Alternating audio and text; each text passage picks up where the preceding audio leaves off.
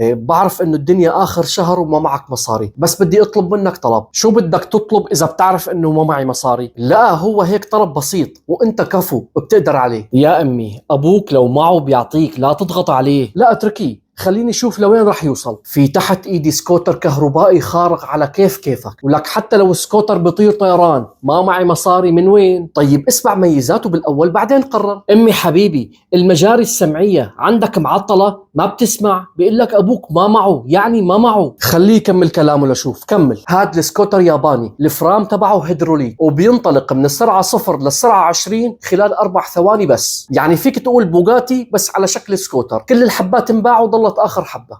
والله ميزاته مغرية يا ولد، لا تلعب براسي. عم حاكيك سكوتر على كيفك، وبخليك تستخدم السكوتر تبعي. روح عيش بهالنعمة. يا سلام عليك. ما معي مصاري، من وين بدي اجيب لك؟ جهاد خلص حل عن ابوك، ما معه مصاري. مبلا معه مصاري بس هو ناسي.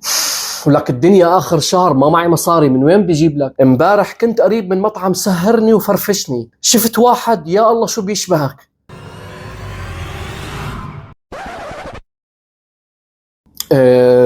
في 2000 ليرة كنت مخبيهم للكوارث. خلص خدهم انت ابني حبيبي.